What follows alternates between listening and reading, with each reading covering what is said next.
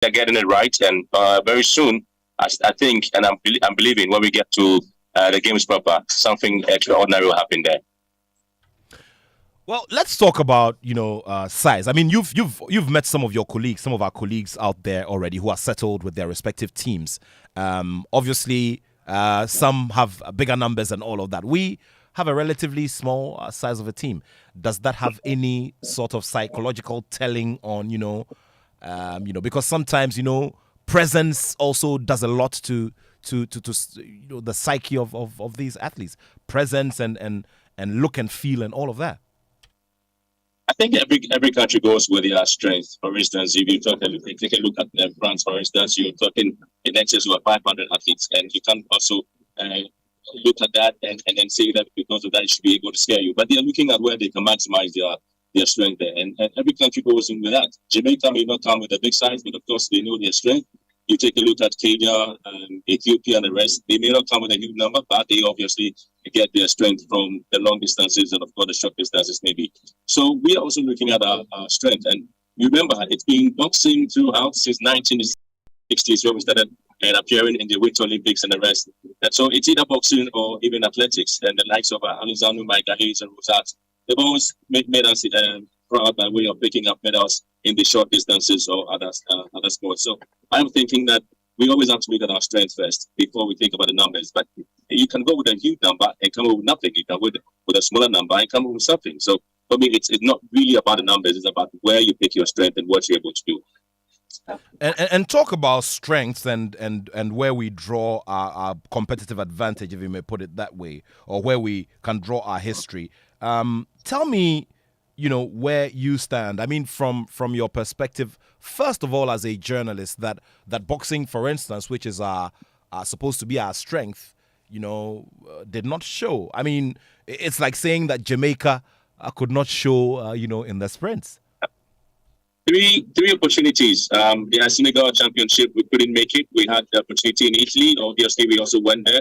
We couldn't qualify from there. And then there was a Thailand opportunity also for the team.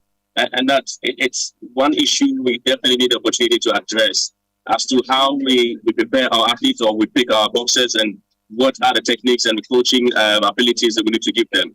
I mean, I know if you're in Strasbourg, the center where we are practicing, or the Prep Center for Resource Expertise in Sports Performance, as I speak to you, there are kids of between 10 years and 11 years who are currently going through a campaign for handball. I wouldn't be surprised that back in 2028, you see some of them in the national team. So it's about planning and timing. And I think that surprisingly, yes, this time we're not going there with boxers, but we are making do with our swimmers and, of course, our track and field. Maybe, hopefully, 2028, we'll get it right, and then we go with our boxers again. Maybe it's a learning curve for us to sit back and plan things better than we have done in the past. We'll come to the bits about lessons that you personally have learned, when it comes to organization and when it comes to, getting ourselves ready for this very big stage.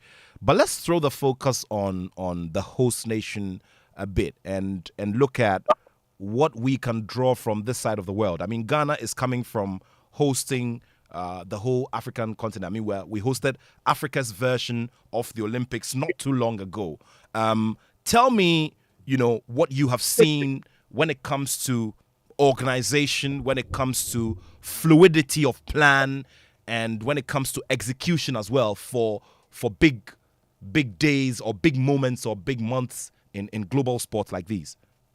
That's it. I mean, Olympic Games is like a World Cup. It's hosted every 4 years. And you know that when you are chosen to host the competition, you get to know it after the previous games. And so I would say that France has really invested a lot into this competition. You remember how much money they spent in the River Seine to just get it ready for the events that will be hosted there. You also talk about how the Eiffel Tower has been really, really modified to ensure that some games are hosted there. So they really invested a lot. And for instance, talk about tickets pricing. We've had close to about over 8 million people subscribing to buy tickets to come and watch these Olympic Games. That's surpassing the record back in 1996 at Atlanta. So it tells you that there are a lot of people who have shown interest in being here in Paris to witness the Olympic Games. And the country is now resting on their horse. They're making sure security is safe. They're making sure that if you talk about the hospitality industry is also in full swing here. So there's a lot at stake here, and the country is really getting ready to host. Strasbourg is pretty much quiet though, but I know that Paris is the place where everybody's going to center their attention. So, from all this, analysis that you're doing, what would you say regarding, the readiness of mind for future, projections such as these, as in African countries or countries that may be, aiming at doing or aiming at putting themselves up to host events such as these, and what it can do to the global look and feel, the nation's brand and its economy in general. Just witnessed the Euros being hosted in Germany. Strasbourg is a neighboring country to Germany. We're having this conversation, and I'm sitting in the camp with the team. We just visited some places here. Transportation is key. When you sort your transportation out, it makes it easy. And I think that European countries are interconnected based on transportation. That is not something we find it difficult here in Africa. So for me, it's about resources. It's about making sure financially you are very stable to ensure that you give your people what they deserve. You remember there are a lot of economic issues all over the place, and of course, France is not isolated. But this game is really bringing them together, and they're looking forward to it. It's summer, obviously, and so I think that it has to do with your resources, economic power, and what you want to achieve. But one of the key ingredients here is to make sure that your transportation is A, and that's exactly what it is. We've been here, we've been moving up and down. We haven't had any difficulties regarding transportation. And just, like I said earlier, right now, we went out, we are in the tram moving up and down, and it hasn't been easy for everybody. So I think that if there's anybody or any country that really want to get themselves involved in hosting any competition, financial strength, economic stability, and of course, transportation is one key that will drive you. Let's talk about the opening ceremony. Some years ago, and I would want to give a big shout to my brother George Quay. George Quay, the CEO of Image Bureau, who used to be the host of Showbiz A to Z. George Quay mentioned a concept like this for me, for one of our top-end artists, to have something like this, under the Adomi Bridge. And I thought it was a brilliant concept, but I kept thinking about how it could be, it could be achieved and how it could be, executed. I kept picturing it in my mind, and now finally someone has done this, and the local organizing committee of the Paris Olympic Games has thought it, prudent and wise to do something like this for a spectacle. Obviously, everybody wants to make a case, and this has to be a very big improvement upon the previous games. The fact that it's going to be on the river is something amazing, isn't it? I mean, I'm sure many of your colleagues as well are talking about this ahead of time with a week to go. Yeah, and listen, the fact that teams are going to be on the boats in that river is even incredible. Yesterday we had a meeting and we picked up Paul Amo and who's your boy as our flag bearers, and they were just asking questions, really, how's the boat's going to be like? Is it going to be big? But I tell you what, for Team Ghana, 5 of our athletes will be on that boat. And obviously, you look at the number of countries and of course athletes, then you decide which of the boats you'll be in. But that's very, very amazing. Remember, it is one significant tourist attraction here in France if you get to Paris. And obviously, the organizing members decided that, listen, we want to make it more iconic. You know that the Eiffel Tower is also there. You also remember the Statue of Liberty. It was really a gift from France to the US, and the US decided to make it very gigantic there. But there's a mini one here in Paris, the Statue of Liberty, which obviously is also on that river. So it's very iconic. It more symbolizes a lot of things for people to be on it. So to have that idea or that opportunity to be on that river alone, it's something I can't wait to see it. The world over is really looking forward to see how it's going to be like. And the fact that we got to have Ghanaian athletes on that river as well, on that boat, that is very amazing. So.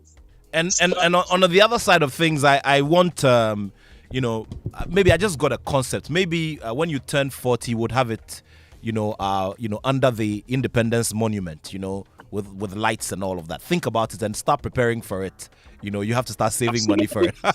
I'm sure we'll look forward to hosting something. Speaking to Bawa and the rest, they're hoping that we can have something big in Ghana for Africa, maybe an African meet in the future. That way we'll be able to invite a lot of countries to come in. And just as like I said, in the Trump right now, and myself and the team, we're trying to find our way out and see the city of Strasbourg before we leave for Paris tomorrow. And so by 10:45 a.m., we are leaving for Paris to officially start preparation.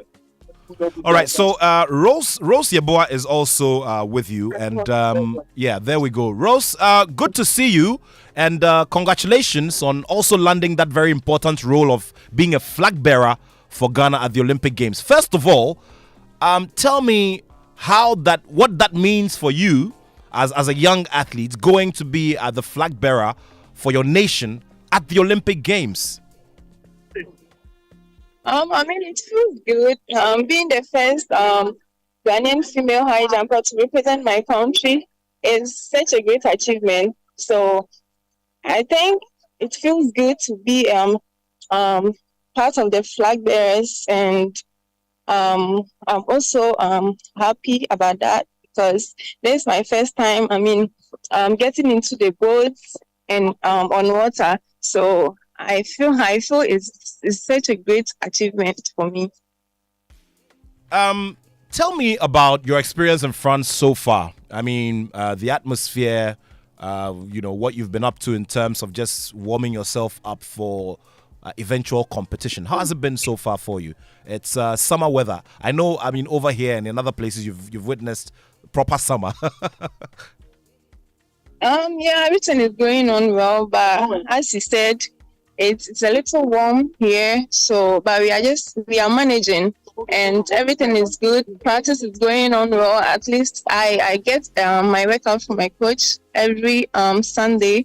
So we make sure the workout is through the week, and the coaches is also helping me with that, and everything is going on smoothly. Let's talk about you and I mean, my listeners, my viewers, everybody wants to get into your mind. I mean, you're a top performer, you are a big achiever for Ghana, and one of the things we're always wondering is, in moments like these, we have a number of days to go. A week from now, competition begins. But what's been going on in your mind in these past few days that anytime you lay your head on your pillow, what are some of the things that go through your mind? Everybody would be interested in knowing. I mean, like going into a competition like this, everybody mindset into the competition is to, I mean, go in there, do their best, and also qualify for the finals. So, like anytime, like I said, anytime I'm going into a competition, I make sure I picture everything in mind, and so that whenever I get into the pit, like I see whatever I'm going to do over there, so that it doesn't make any difference to me. So I feel it's something that I always do. Like I always imagine it in my mind. So as soon as I get into the pit, it looks simple for me. Let's also talk about let's remain a bit on the mindset thing and getting yourself ready. Let's throw back to the African Games where you took that very big leap. Now you were at home. The home fans were very expectant. The numbers were there. So obviously the atmosphere was comfortable for you. Tell me what you told yourself a few moments before you started taking those big confidence strides to do that big leap. That day when you set that record and eventually won the gold for Ghana at the African Games. I mean, during the African Games, I feel like it wasn't like a competitive competition because like all those that I was jumping with, like I wasn't really I was expecting like better high jumpers, even though I'm not saying they are not better. By then I wanted like high jumpers who that I can at least compete with and put up a better performance. But then in the African Games, I feel like it was fun though, and I went into the competition with like a sound mind, I said, and I mean, I went into the competition to have fun. It was fun, so that was it. Yeah, great stuff. We'll be talking about the NCCA championships, but before that, I'm just reminding everyone that we're having a conversation with our athletes there, getting themselves ready and getting themselves ready for the very big one. I'm talking about the opening of the Olympic Games. Rosie Yeboah is a high jumper, looking forward to making impact for Ghana. Remember, Rosie Yeboah is also going to be a flag bearer. Things are a little different this time because of the format of the opening ceremony, which will be done on a river. Everybody will be looking forward to it, and it sure is a very big statement for France, to the rest of the world. Now, Rose, tell me about the NCCA Championships as well. How you managed to achieve that feat, and whether it even came as any surprise to you yourself, if you knew you could do as much as you did. During the NCAA championships, it was really a competitive event because everybody was there to compete and make the qualifying standard to the Olympics. And I wasn't really there was no pressure on me because I saw most of the female high jumpers that I always compete with. I saw plenty of them. Even the girl that I tied up with, I competed with her in the World Athletics Championship, like World University games in which went on in China, and she came second and I came first.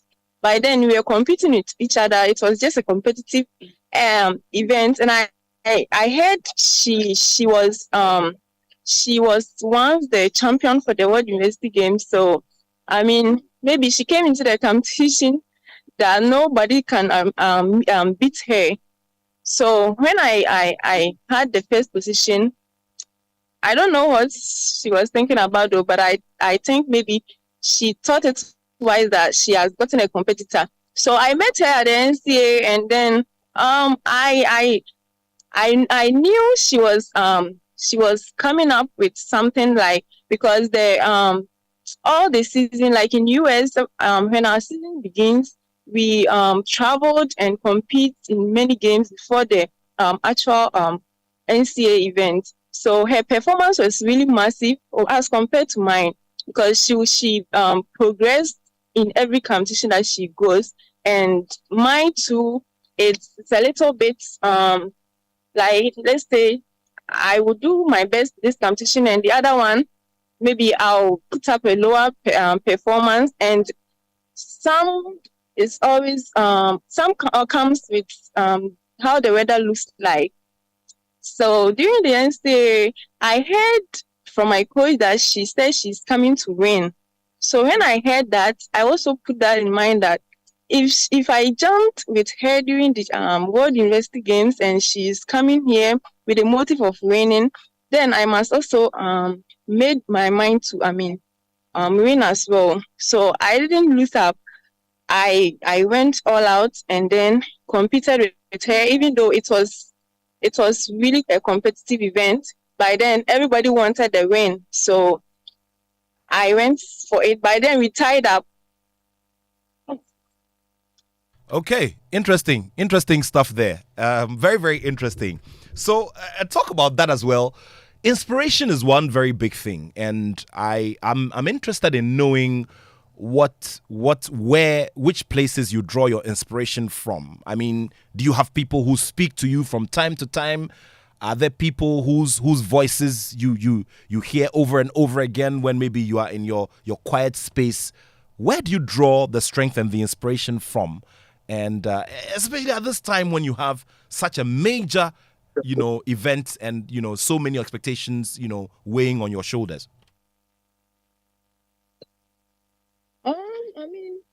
I've been, ever since I came into the States, I've been practicing with my coach, and all the time he has been motivating me to do this, do that, and I think it's working perfectly for me. And with his advice, I feel like I'm beginning to, capture everything that he tells me during practice and the workout that he's giving to me. I feel like that is always motivating and inspiring me to do greatness. Greatness indeed. Okay, so you've spoken about the competition you're expecting. You've spoken about inspiration and you've spoken about what you've been up to so far. So we've got. I mean, I'm told that the team is traveling into Paris later today. What will be the plan? I mean, would there be any major shake-ups? Would there be any warm-ups in the final week ahead of the start of competition?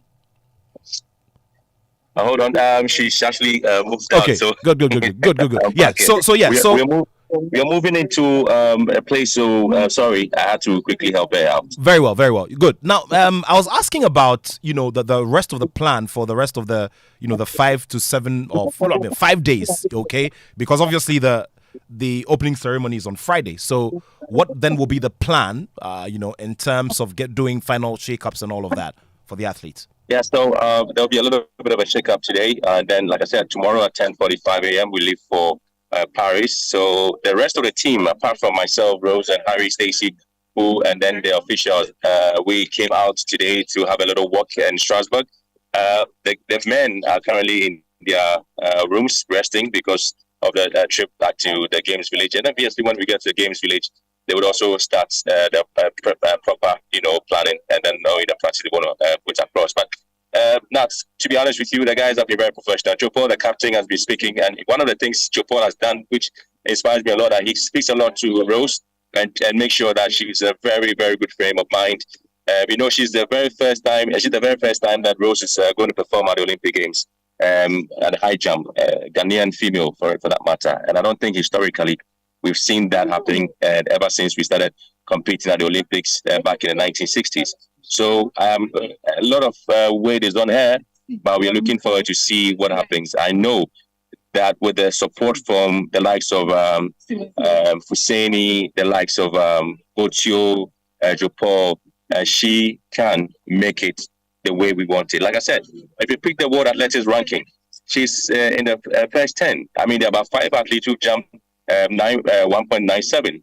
So she's not left out in terms of the ranking. And it comes to the 4x100 meters at the World Athletics ranking. Ghana is ranked 10th among the top teams. 10th, I should tell you. So being in medal zone is something we can. So if the quartet are ranked 10th in the world going into Olympic Games, nothing stops us from getting to the medal zone. And then, of course, Rashid Saminu is also one of the fastest athletes in camp right now, 10.02 seconds. So he's more seen as a pin-up boy by his colleagues in camp currently. So I would be honest with you, the team is poised and they're looking forward to making it to the medal zone. Interesting stuff there. Let's get into your job for a bit. I mean, one of the messages I've gotten, I'll be reading some messages. I've just spotted one message in my personal line, which talks about yourself and how demanding the job of a press attaché for a whole team would be for a major tournament, such as this. I doubt you've had too much sleep because everybody will be calling and trying to get a piece of you. Yeah, I mean that's like saying that you're the media liaison officer, so you get messages or requests from media, domestic or international media houses. Since we got here, we've had what I call the media day, where we had the opportunity of getting some media institutions from France to come and speak to the athletes. We had France 3, a TV station. We have the France Bleu, another radio station, very top radio stations here. They've come to camp. They've had the opportunity of speaking to the athletes. They're excited. They've done a lot of feature stories on Ghana. And they even drew a comparison about the number of athletes. And I was started laughing. But to be honest, it's been an amazing time. And that's my job, ensuring that the athletes are focused. My job is to manage information flow. My job is to ensure that these athletes are well prepared for the competition. But I have to be honest with you, we're here because the deputy mayor of Strasbourg, who is in charge of sports development and infrastructure, Nat is a Ghanaian. His name is Honorable Tufor. It was through his instrumentality that the team is in Strasbourg and at a place called Krebs Center, where the team is working out. And of course, getting support from the French embassy. And then, of course, Ghana Olympic Committee ensuring that we are here. So, kudos and credit to the deputy mayor of Strasbourg as well. But like I said, my job is to ensure that these athletes are well managed in terms of information, ensuring that whatever information they give out is accurate. It is aimed at giving them positive reviews and ensuring that they are not caught up in any negative stuff that will distract them that will not make them perform the way they want to perform. And so this is something I'm trying to do. And of course, like I said, with the support from you guys, we've been able to do it well. Great stuff. So that then brings us as well to the issue of reward, the issue of these issues of allowances and all of that always come up when we find ourselves in these kinds of spaces. Now, about a week and a half ago, I mean, just before you embarked, on this journey, it came up at a certain point. And obviously, it's looking like every other time when a Ghanaian team is taking part in a major competition like this conversation will come up because there are expectations on the part of the athletes and there are expectations, on the part of Ghanaians as well. The authorities as well also have their own expectations. What then is the plan so that the focus doesn't drift from focusing on performance and getting the job done? Because we've seen it happen before in our history and it hasn't gone too well. It's not only Ghana. I mean, we've had issues that have come with our friends and our brothers and sisters in Nigeria. We've had similar stories from our brothers and sisters in Cameroon and all of that. What's the plan regarding that so that it does not become a subject and, for that matter, an unfortunate subject? Absolutely, you're right. And so I do recall that when it comes to the per diems for these athletes, for us here, when we started the pre-games and going to the Olympic Games, I know the budgets have been approved. And so the expectation is that as soon as the team gets into Paris tomorrow, and all that needed to be given to them will be sorted out amicably. Now, the other conversation we have to do with rewards in terms of if they're able to get to the medal zone or perhaps if they're able to win a medal. That conversation is also being discussed there by the stakeholders in terms of the Ghana Olympic Committee, the Ministry of Youth and Sports, and of course, the government. So these athletes are aware that when it comes to anything close to their per diem, it's not a problem at all. So the other conversation in terms of the elevation of it is what will be the reward system if eventually we're able to win a medal. And I'm sure by tomorrow, and as soon as we have our final meeting as we get to the Games Village, the athletes will be made aware what is at stake for them. So we haven't really have any problem. Like I said, the athletes are in good spirits. They've been practicing. One of the stories that came out obviously was about what happened to the African Games and Bahamas and of course Douala. That was a conversation which obviously led to people believing that these athletes were talking about their bonuses. But as far as we are concerned here in Strasbourg, there hasn't been any conversation regarding that bonus or anything. But if there's any conversation towards that, it has to do with what happened at the African Games and of course the Douala and Bahamas. So, like I said, for the Olympic Games 2024, the per diems of the athletes, the budget has been approved. Yesterday, we had a meeting. Joe Paul even asked the question that, okay, so what's up? And we're like, oh, for that one, you don't have a problem. We get to Paris and you sort it out. They were excited. They were like, okay, no problem. So they are in good spirit to get to Paris and obviously be happy with that. But beyond that, I have to tell you, Nat, that these athletes have been focused. If you see the training regimes they've been going through, personally, the bond that exists, they are always happy. Like I said, today we are here in the city of Strasbourg, the Ghanaian community coming to visit, lending their support to ensure that the team is well prepared and well, mentally in shape for the competition. It's amazing. So I would say that conversation in terms of per diems, I know is being sorted out. The reward aspect of if they win a medal, how much is being given, that conversation is also being decided on. Being decided on but not finalized. Is that the case? As I speak to you, I haven't received any information that has been finalized. So what I know is that reward aspect in terms of if you win a bronze medal, how much you'll be given. If you win a silver, it's still being decided. And I'm sure by the time we get to Paris tomorrow, going into the opening ceremony, that will be sorted out. Benjamin, can you share with us what these camps or these training camps do from your perspective and from your experience, from your experienced point of view, what these training camps do for getting our athletes in the right state of mind for maximum performance? And I'm asking this question obviously because of the challenges we've had with some other teams and late arrivals at tournaments, and not getting enough, proper camping, which has good monitoring and all of that. Walk us through what you see and why this should become a big priority and a big point of focus for organizing our teams to go out there to go and perform. Yeah, I mean, remember 4 years ago in Tokyo, there was a training camp, a pre-training activity in Hinawashiro for Team Ghana. And so the boxers spent a lot of time there. Because of the time zones and the travel differences, some of our athletes were not able to make it to the pre-games. But here in Strasbourg, as I indicated earlier on, the French embassy played a really enormous role to ensure that the team was here, together with the deputy mayor of Strasbourg as well. Now, when the athletes came in, they have realized that it's been very beneficial. They've had enough time to prepare, enough time to acclimatize with the system or the temperature, the weather condition of France, the food, the water, everything that has to do with France, they have witnessed it. And so 100 meters away from us here in Strasbourg, where we are training, Panama is also here in Strasbourg, preparing for the competition.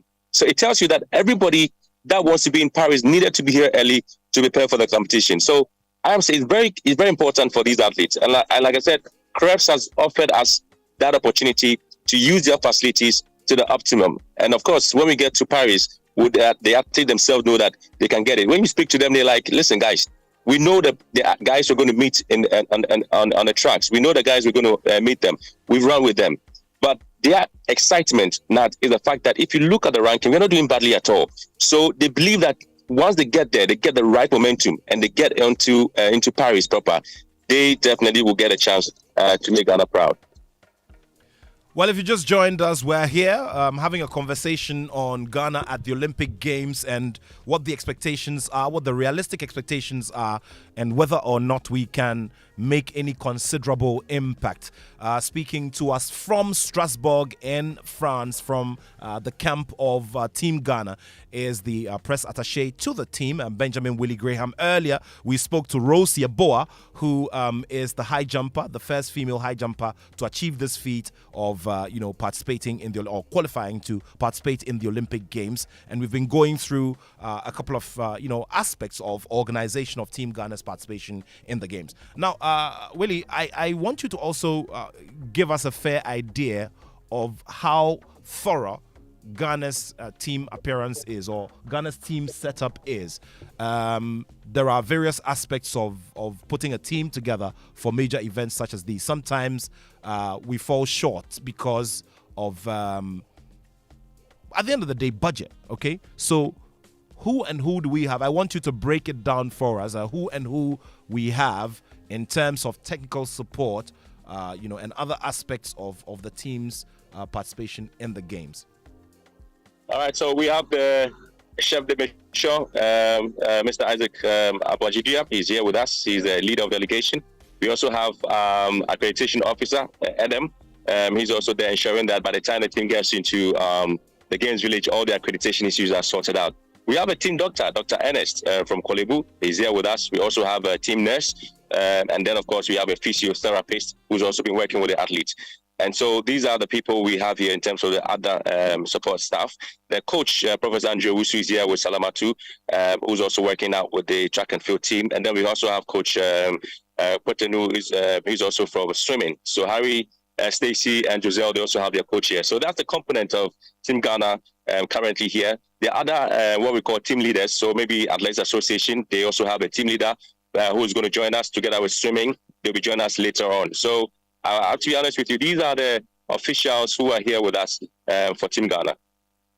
Let's talk about the let's talk about the swimmers. Okay, let's throw a bit of focus on the swimmers.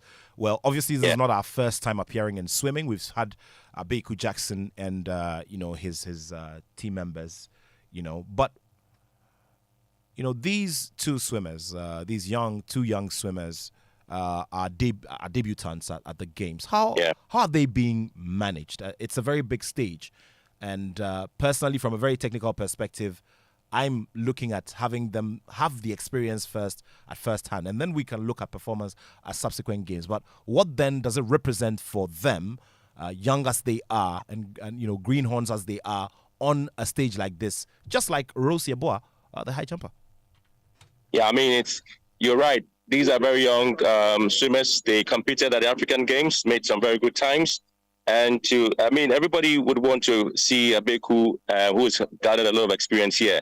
However, we're told that the wild card, if you're not able to make it through the normal qualification process, there's a wild card opportunity for us. And in terms of our swimming opportunities, we've used the wild cards in most cases. And Abeku is entitled to 2 of them, and he's used the wild cards. And so if you exhaust the 2 opportunities, the next time is given to others. And of course, this year it fell to Harry Stacey and Giselle. And that's the reason the 2 of them are here to compete. And they're very much calm. I remember I had a team coming here to take pictures and videos of Ghana's team, and they went out to swim to their swimming practice area, and they came back telling me that, hey, guys, these guys are very fast in the water. I started laughing, and then Harry started laughing.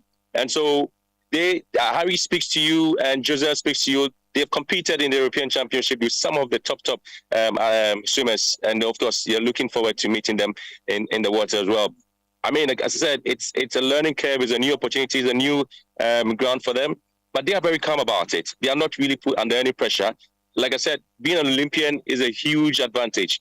But then Ghana is doing well when it comes to swimming. We haven't really attained the sort of height that we expect to attain, but at least getting that stride or moving into that area and getting swimmers to represent Ghana at the swimming events at the Olympic Games is something massive. And so they're looking forward to seeing what they can produce from other Ghana. And then when they get there, they're hoping that they will be mentally ready, physically ready in the water, and they hope that the water will be friendly to them as well.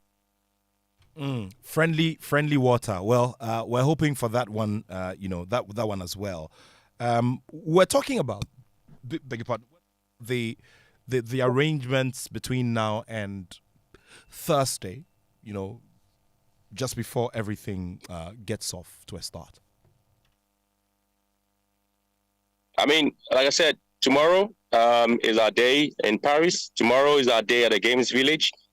Tomorrow is a day where these athletes get to meet their running mates, have chit-chats, have opportunities to see Azamati. Azamati is going to join us tomorrow at the Games Village after running yesterday. And so it's going to be the normal opportunities. That's some of the athletes have witnessed in various competitions. And then they get to know their timetable. They get to know when they're running. They get to know when they start preparing. They get to know exactly how things are supposed to work out for them at the Games Village. So everything starts at the Games Village tomorrow.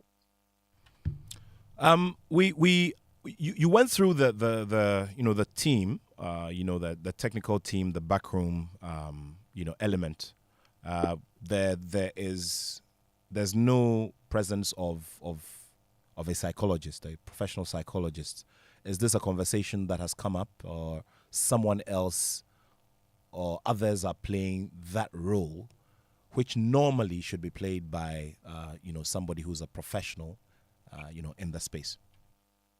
I tell you what, I think the team has a huge psychology, even though, yes, like you said, you want to have a neutral psychology, but if you have a 3-time Olympian as a coach, for some people, it's more of a psychological booster for you. And that's the role that Professor Andre Wishu has been playing with these athletes, not just for the track and field, but he plays the same role for the swimmers as well. And so the experience of him being at the Olympics before on 3 occasions really has been helping the athletes in terms of how he works, talks to them, and how he motivates them, and even try to use his knowledge and his experience in the past to speak to these athletes.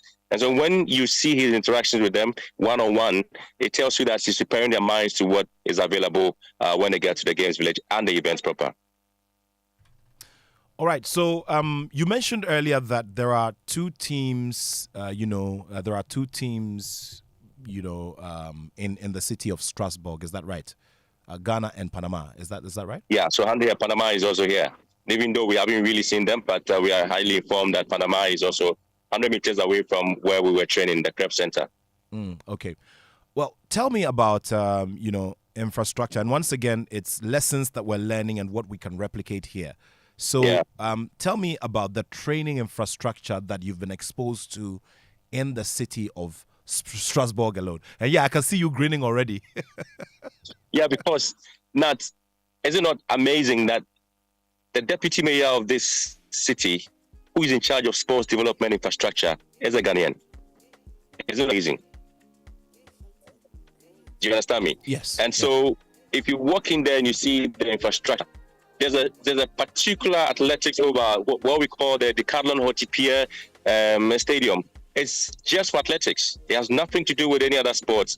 Then the same area, you have the rugby stadium, about 2 or 3 of them, and then there's a football. And you remember Strasbourg is where Alexander Jiku used to play. So they've got the Strasbourg team, they've got a huge stadium as well. So almost every corner, you get to see a certain sports infrastructure. But I tell you what, even Krebs Center, which is a sport performance center here in Strasbourg, is a place where they have the indoor athletics over, they have the handball stadium, they've got other sporting facilities here. There's even what we call the water polo swimming pool for just water polo alone. I just saw the Strasbourg basketball team and court, very big, indoor facility. So they've got all these infrastructures dotted around. And so when Team Ghana got to Krebs, it was just like being in the past, what used to be the Winnipeg Sports College. When you are there, you know that you're exposed to every sporting infrastructure that you can think of.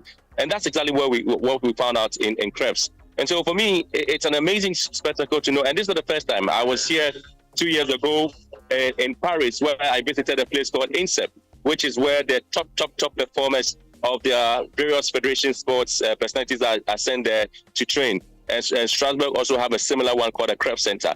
So France is open to all these centers for sports development and performance, and they dwell more on performance. So when you talk about the centers, the key language is performance. Yes, you may have the infrastructure, you may have the athlete there, but what are you doing about their performance? And that is what they place emphasis on. So, like I said, you should be fascinated that the man who is in charge of sports development and infrastructure of Strasbourg is a Ghanaian, Honorable Tufo. So clearly we have minds, just like in every other sector. We have many minds scattered around the world who are making things happen in other places, clearly.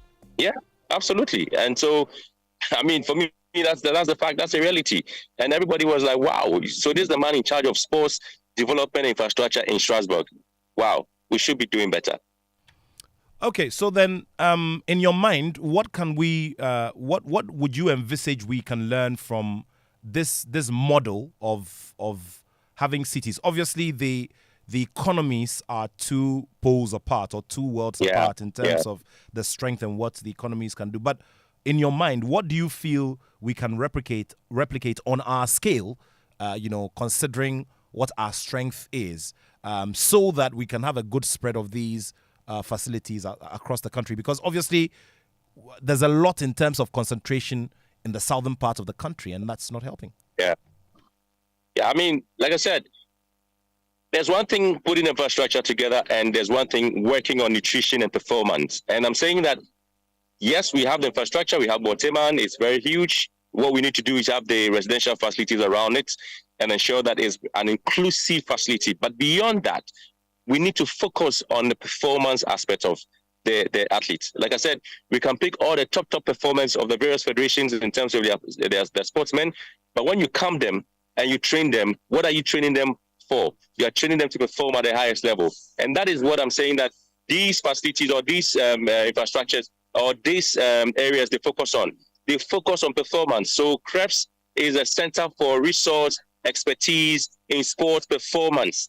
That is the what you call it, the emphasis. If you go to INSEP is also dealing with performance. So all the top athletes are sent to INSEP to deal with their performance. The science aspect of sports is dealt with. Technology is used to help these athletes in their performance. So apart from yes, we may have all the infrastructure, but the emphasis should now be focused on the performance, so that when you put them there, your emphasis or your work is ensure that they perform at the optimal level. You made mention of Benjamin Azamati, who's supposed to join the team later on. Do we have any other members of the team who are expected to join during the week, and what specific roles are they supposed to play? So within the week, obviously, the president of the Ghana Olympic Committee, together with some team leaders, will be joining us.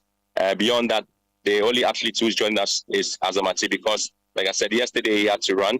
And so after that, he just boarded a flight straight to Paris, and by tomorrow morning, he should be here.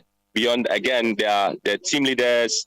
I mentioned the Ghana Athletics Association team leader, the swimming team leader, and then I'm sure the Deputy Minister for Youth and Sports who's in charge of the National Olympic Committee, would also be here.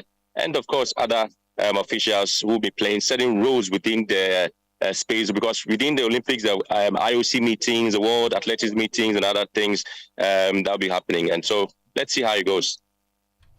Across board, I'm sure that over the years you have monitored from a distance, some at close range, and you are looking forward to seeing the performances of some of the world beaters in various disciplines. I'm sure that you were projecting before you left Ghana, and before making plans for the body of work that you were gonna put up. You are also looking at what you will see from some key performers and some of the big points of attraction for the Olympic Games. Can you share a bit of this with us? Yeah, I mean, if you take a look at the athletes that you want to see in this particular games, Nat, I have to be honest with you, it's certainly going to be exciting because, for instance, the 100 meters race, for instance, has got some very interesting names in there, and the thinking was that you're going to see the performance of the Americans. But here we go, you have top athletes. Keishan Thompson from Jamaica, he's currently number one. And then we talk about our brother from Kenya. That's Ferdinand Omanyala. He's currently ranked second. Then you have Oblique Seville from Jamaica as well. Now the Americans, if you take a look at Noah Lyles and of course Christian Coleman, they are on fourth and fifth on the rankings. And of course Benjamin Richardson from South Africa. And so the names that you definitely are hoping to see there are athletes who have really made the mark and looking forward to blasting things off. It's going to be a very interesting race there when it comes to 100 meters heat and of course the semifinals and the finals. But the expectation was to see the Americans dominating, but the Jamaicans really showing some level. But hey, for me to see Kenya or Manyala in there, wow, that's massive.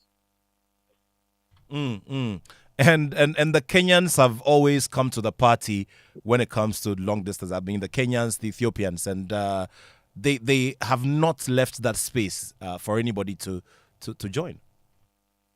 Yeah, I mean, you always know the Kenyans for the long distance, but for them to come to the short distance, it tells you that there's something that they're doing that is really working out for them, because Manyala is really dominating when it comes to the African side of the competition. And now at the world stage, he's just blasting almost everybody. So it clearly gives you an indication that we have a lot to pick up from these Kenyans. And I don't know what they're doing there. Nigeria, remember, in the past also used to come in very strong there when it comes to the 100 meters.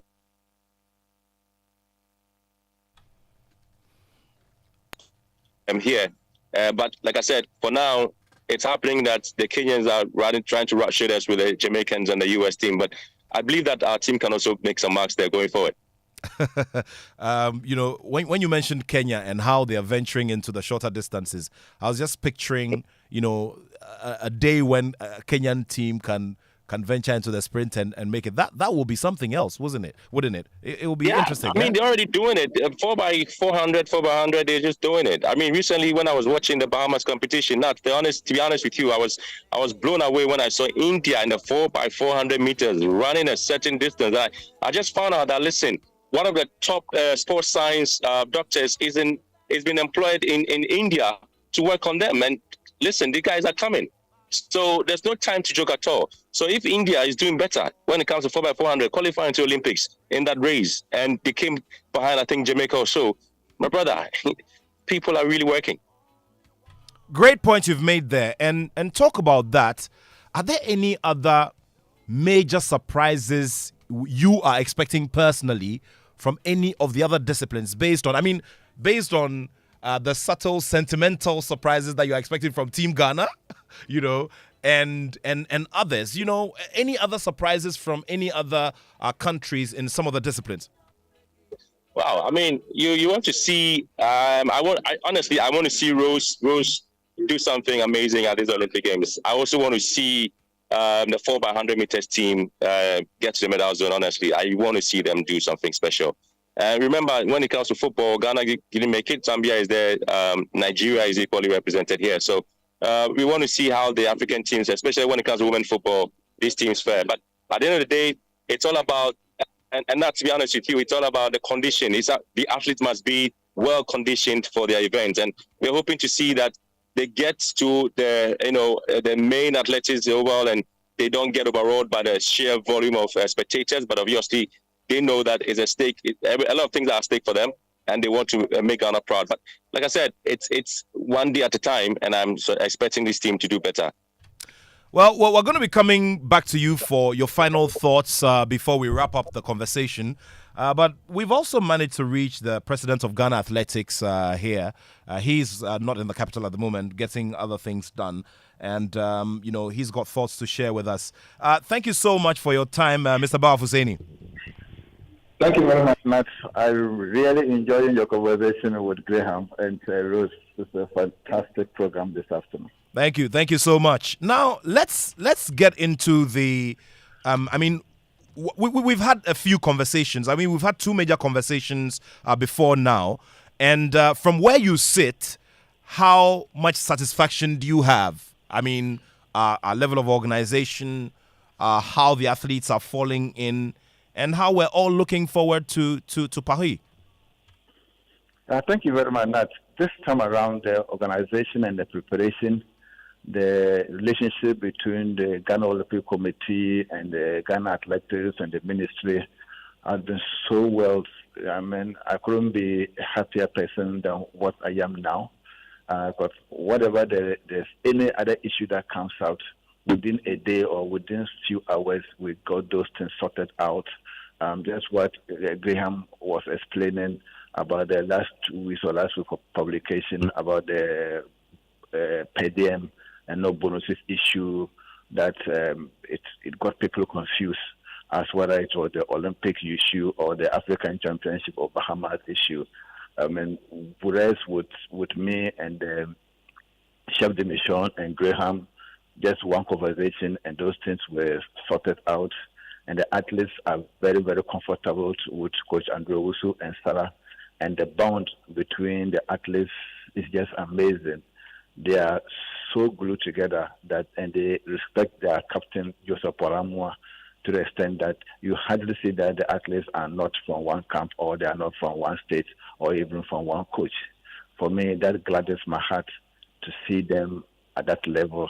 And let me add that this is one of the fastest 400 we have ever assembled for these games.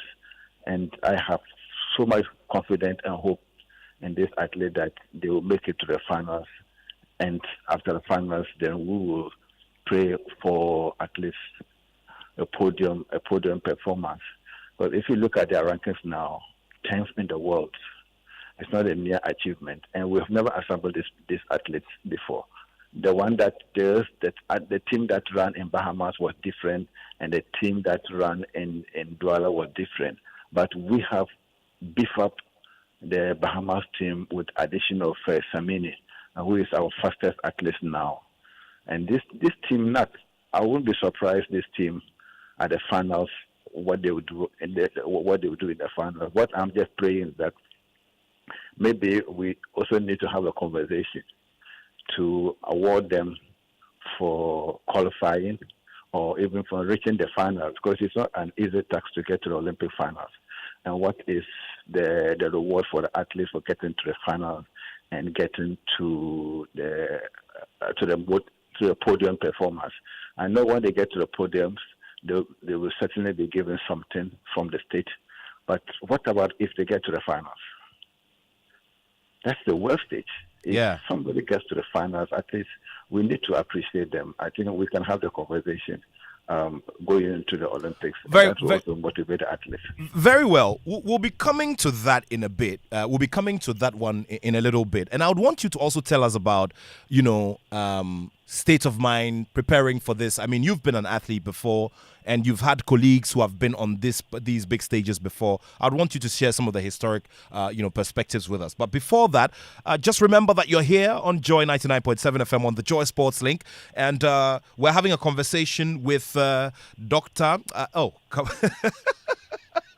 We're having a conversation with Mr. Bafuseni, who is the president of Ghana Athletics. He has overseen performances and preparations of these athletes over the period. And he also has thoughts, to share this afternoon. Also reaching and having a conversation with us from Strasbourg in France, where Team Ghana is getting ready to move over to the host city of Paris, is Benjamin Willie Graham, who is the press attaché for the team. Earlier, we also heard from Rose Yeboah, who is a member of Team Ghana. She will be one of our 2 flag bearers at Friday's opening ceremony, which we're all looking forward to. Now, Bawa, let's talk about, some of the little things that we can build up on from the past. We've had some of our teams go to the Olympics. We've had them crumble at the last minute. Some of them, having jitters and all of that. What can we learn from past experiences, especially from if you were talking to the athletes right now? What are some of the key things we can learn from experiences of their senior colleagues and those who have been there? Thankfully, we have a 3-time Olympian there with them, Professor Andrew Usu and Joseph Polamo, also and a very experienced athletes who have been to the Olympic Games, who have been to the World Championship together with Azamati. And even Coach Salah even attended 2 Commonwealth Games. So these handlers are well experienced and they have been through that. They have participated at that level. So they will know what to do or what to tell the athletes. At that level, the athletes, no matter how experienced you are, you feel at least some bit of nervousness or some bit of anxiety. Once you have an experienced coaches like Andrew Wusu and Salah by them, I think they will talk to them very well. And Joseph Polamo is a well-experienced guy. When you see him run at that level, I've never seen him panic. Rose is also a unique athlete who you can hardly see him panic or see him nervous when she's going for say higher profile competition. So in short, the athletes have enough experience. They have very good, well-trained coaches to handle them. And with support from Graham and others, they should be able to withstand the pressure or the nervousness. You can't avoid nervousness at that level. What the coaches will need to do is just to talk to them, to run their own race, to be of themselves, and to show what they have or what they can do for the country. And this is the highest place that any athlete will want to be to compete. When they get to the finals, their profile goes high. Their chances of getting in international competition or international invitation with appearance fee and increasing their bonuses and their chances of getting key sponsors is very, very high. So they also know what is at stake for them individually and for the state. So now for what I can say is that some of the athletes are well experienced and they have well experienced coaches, well experienced journalists. They will be able to take care of them, talk to them, and they should do what they can do. They shouldn't look at anybody, even though there will be names there.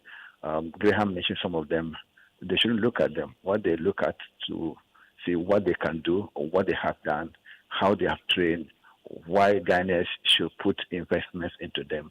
And that one will take them to wherever they want to go. And I'm very sure and confident that before the finals, you see Ghana being among the best 8 teams in the world. Solid. Is a good point you've landed on, Abawa. And considering that we've also landed the rights to host the next African Athletics Championships, it then means that these performances that we're looking forward to are not just for Paris, but for the future and for all other young athletes who are looking forward to being a part of Ghana's top athletes, top sprinters and all, right? Yes, this 4x100s has become a symbol for Ghana athletics. Wherever I go, whoever going to ask me anything, they ask for 2 events. Is your high jumper here? Is your main relay teams here? And that is what we are going to build upon to holistically develop Ghana athletics. Even Senegal is giving us opportunity to bring our 4x4 men to come and train there. They have a high performance training center there to train there for 6 months next year. And the African Championship, I should say, is one of the events that we are going to use even to go in for a World Under 20 or Under 18 Championship. If you are able to manage it, and I know we'll manage it very well. We'll host it very, very well, and that will propel us to a world stage that we can bid for well under 20 or well under 18 championship. So the African Championship, we won it partly because of the African Games. We won it partly because of the facility that we have. We also won it because of our appearance at the world stages. And Ghana 4x100 has been the representative, not for only for Ghana, for Africa. Everybody is looking up to Ghana 4x100 to make an impact at Olympic. And I'm very sure Graham, Professor Andrew Wusu, the chef de mission, everybody in Ghana are looking forward for the impact of Ghana 4x100 at the Olympic Games. That will give us more world opportunities for us to organize more competitions, to organize more developmental programs in Ghana, just to build not only for this 4x100, but we can have several athletes that can make up the team for the 4x100. From your point of view as one who's who's been an athlete before, tell us, and we're trying to place ourselves in the shoes of these athletes, what it means going to step on the highest stage of multi-sport event for country, for these athletes, these few athletes who have been tasked with this very big responsibility for Ghana. Not every single athlete in the world, their aspiration is first to qualify to the Olympic Games. That's the aspiration of every single athlete. Just like footballers want to play for World Cup. If you are an athlete, then have the potential and ability to go to or to qualify for the Olympic Games, and you have not done that, then you have not fully achieved what you are out to achieve in athletics. Qualification itself is satisfactory enough. Appearing on that stage, there's no money that can buy that. The privileges, the name as Olympian, you have the title for life. Nobody can take it from you. It comes part of you. I'm an Olympian. I was at this Olympic Games. And wherever you go, wherever the athlete go, they proudly say, I am an Olympian. I represented Ghana at this Olympics. I don't think money can buy that. That alone, or wearing your Ghana jersey with the Ghana flag, and the whole world will have a view of you just for 10 or 15 seconds. No money can buy it. And it is a privilege for everybody. I wish when I was an athlete, at least I would just wore a Ghana vest and appeared at the Olympic Games. But my ability and capability didn't take me there. But these athletes, is the best they can get in athletics. Well. We'll be coming in for final thoughts, especially from Benjamin Graham, who has been with us from the start of the show. He is there in Strasbourg in France, where Team Ghana is getting ready to move over to the host city of Paris.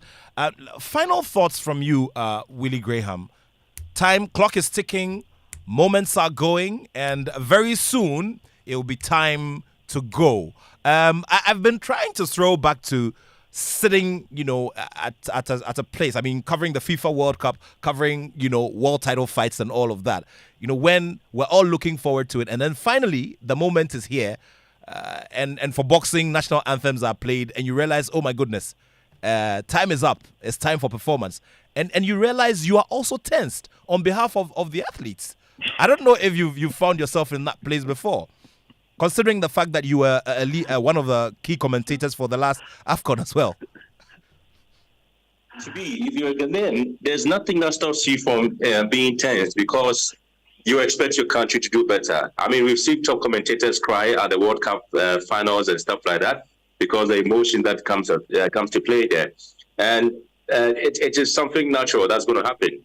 As I sit here, I'm looking forward to a wonderful spectacle. I would be so elated to come home with a medal. It happened back in Tokyo. So that's the expectation from these athletes. But I have to be honest with you. They themselves have said to us they are not going to set very unrealistic targets for themselves that will put so much pressure on them. They are going into the competition knowing the time they've made, knowing how to improve, And like I indicated to you, the world rankings alone puts Ghana in a very, very good position to be at the medal zone and perhaps come home with a medal. So that is the target that the entire country should be hoping to see. And so if we are here, and I said the 4x100 meters quartet is ranked 10th in the world going into these Olympics, nothing stops us from doing something incredible. If Rosie Abua is among the top 10 in the high jump, nothing stops us from making history in these Olympic Games. And so all we pray for is that these athletes will be in their very, very good shape, mentally, physically, emotionally. Everything has to be on point when they get onto the field. That is what all of us are seeking. Because I always say, in individual sports, a lot is at play. Not you can wake up feeling very grumpy, and that will mess your whole day up as an athlete, and you can't even do nothing. The wind speed can even mess you up. You can't do anything. You just need to hope that on the day, everything, all the elements will be in your favor. Willie Graham, thank you so much, and we're looking forward to positive things in the coming weeks on the stage, and hopefully we'll have something to celebrate at a certain time during these games. Thank you so much, and we're wishing you well. But you know there's power in the green shirt, right? You know there's power in the green shirt. But that is why you need to even motivate Ibrahim Husseini Absu 2019. Oh, and great! He is here in France. It's First Olympic Games. So we need to celebrate and support Ibrahim Husseini. He's part of the quartet. Great. So I'm delivering, a speaking session at the college this week, and I will hammer on it like crazy. Look, do pray for him. The pro and charisma people will pray for him. Thank you very much. All right, thank you very much. Benjamin Willie Graham is the press attaché for the national team. And you would have final thoughts as well from Mr. Bawa Husseini. And then we'll touch on a very controversial subject that has just come up before we wrap it up. Bawa, the clock is ticking. Next week by now, we'd all have our fingers crossed. Yeah, thank you very much. Just like what Graham said, as for nervousness and tension, I remember in Bahamas when we were running the final race, some of the coaches couldn't watch us. They have to close their eyes. I was sitting in the stadium watching the boys run. Not, I can tell you, my legs were shaking. So the athletes sometimes they have the capacity to absorb this kind of pressure. And what I can only pray that nothing untoward should happen to the athletes. They should go to the Olympic Games devoid of injuries, and they should just leave the money issue to the managers. They will look for the money for them. What we are expecting them, just for them to go and perform and be on themselves. And the whole Ghana will appreciate them. Thank you so much, Mr. Bawa Husseini. We wish you well, and we are praying that we can all count some very big gains, during the coming weeks. Thank you so much. Thank you so much. Just about 8 minutes to wrap up the show, but we've just picked up some information. Good afternoon to you, Notedua. Notedua is the host of Ultimate Health. He attended Infantsipim School. I always like to add that. Good afternoon to you, Mr. Francis Doku, who's an immediate past general manager of 3 Group under the Media General Network. We've managed to reach the president of the African Paralympic Committee, who is also in France. Now, he's also the National Paralympic Committee president for Ghana. Now, this is what has come up. Now, there's a letter we've intercepted in-house, and this is from the Ministry of National Security, signed by the Minister for National Security, Honorable Albert Kandapa. And the heading is Ghana Paralympic team absconds upon arrival in Oslo. Let me just go through this quickly. Reports indicate that the absconding members of the Ghana Paralympic team to other Schengen states following their arrival in Oslo, Norway on 25th April 2024 for the Bergen City Marathon. Now, it was gathered that the 11-member team failed to register and participate in the competition slated for April 27, 2024. Further, Nanenchi, a team member, was apprehended and detained on April 26, 2024 by Norwegian security officials for attempting to depart Norway to Sweden on a one-way train ticket. Consequently, the Norwegian embassy in Accra issued alerts to other Schengen and Western diplomatic missions in Accra and the European Border Coast Agency as part of efforts to apprehend and repatriate the team members. Relatedly, George Jemfi Jesse, the team coach, collapsed on April 28 and was admitted at the Oslo University Hospital, and he passed away, unfortunately, on May 17. And there are developments that have the potential to hinder the future of Ghana's sporting contingents.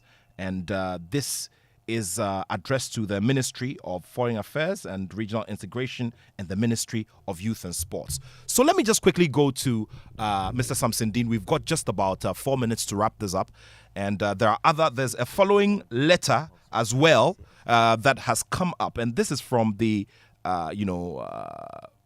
this is from the Ghana Paralympic Committee, and it's a letter of indefinite suspension, and it has Mr. Theodore Mauliviwoto, Mr. Ernest Yao Eisi, and the NST Foundation. Let's just go to the president of the Ghana Paralympic Committee for explanation on this letter of suspension. Thank you very much, Mr. Samson Dean, for your time this afternoon.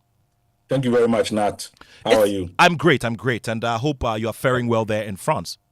Yes, I'm very, very fine. We are preparing for the African Station fan zone opening tonight. So I received a call from Benaya that you wanted to speak to me regarding this particular issue from the national security.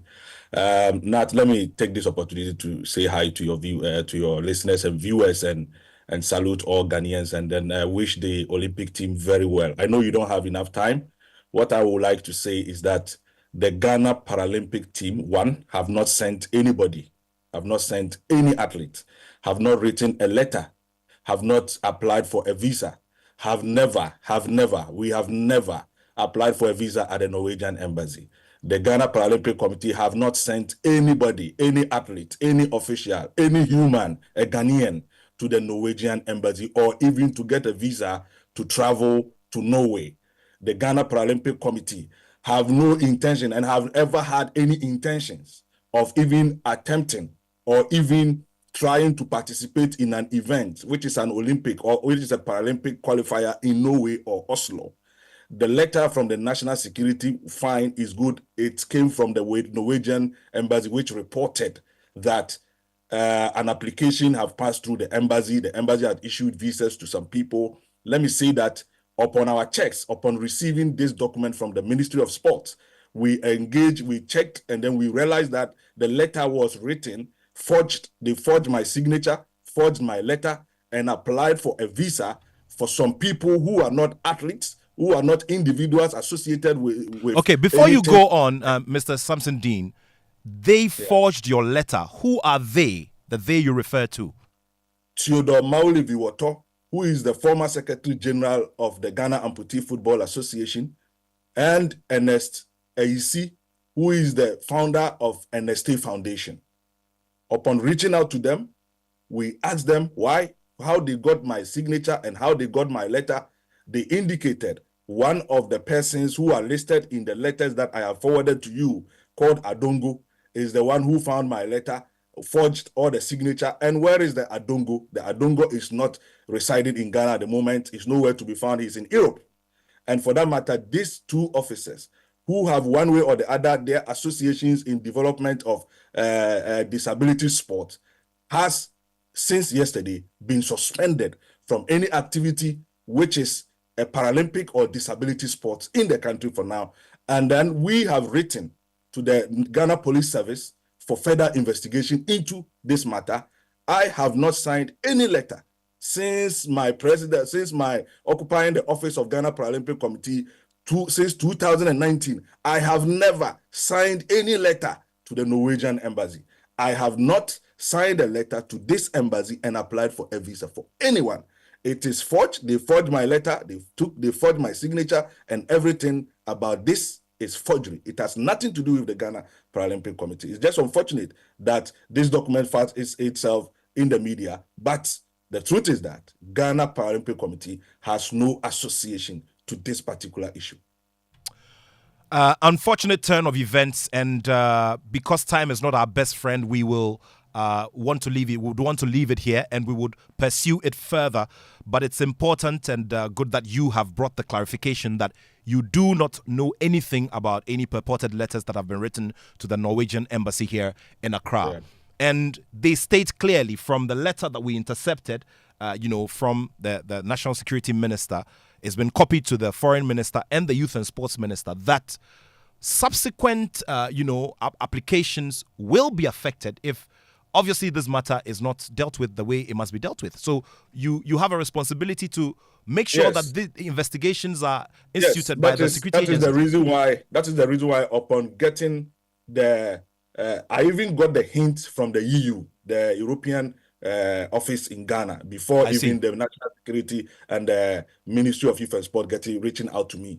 And then by then, I had already investigated the matter, and we know the people. What we want to say is that the Ghana Paralympic Committee has no hand in this. We have not engaged. We have not sent anyone to the Norwegian embassy. These two people have been reported to the Ghana Police Service. And I know that the matter will be taken up and the investigation will go into it. We shall provide the report as to what transpired, how they got my letter, how they fought them, and even the shocking aspect of it is that the Norwegian embassy granted the visa based on my letter. It is because of the letter. They earlier refused the application, and then upon receiving a letter from my office, they granted the visa. So which is something that we have to take seriously and make sure we do enough cleaning exercise within the disability front. Thank you very much, Mr. Samson Dean. And this is a subject we will continue to pursue here at Joy Sports. We're grateful for your time, and we wish you well in France. Thank you so much, sir.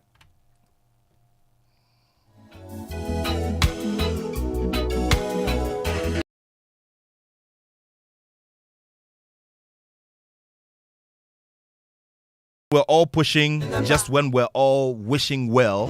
This comes to the fore. There's surely a lot to this subject and a lot more to this story. And we here at Joy Sports are going to make sure that we get to the bottom of it. Follow us on our socials. Follow us on all our other platforms for more on this breaking story on forgery of the letterhead and the signature of the president of the African Paralympic Committee, who's also the president of Ghana's Paralympic Committee. This is how we wrap it up here on the Joy Sports Link. Thank you all so much for doing the listening. Big salutes to the legendary Uncle Ebo White on his 70th milestone. And of course, we'd like to say big salutes to the legendary Azuma Zum Zum Nelson Professor on his 66th milestone. There are people we can look up to in our society. Thank you all so much for making this custom. We'll be back next weekend with another Joy Sports Link. Pastor Daryl Kwao is right here ready to bring you the Joy Headline News at 2, after which Showbiz A to Z will take over. You stay well. Thanks to the whole production team here. I'll be back next week, Saturday. Keep it here on Joy 99.7 FM. My name is Nathaniel Attoh, and I have love for sport.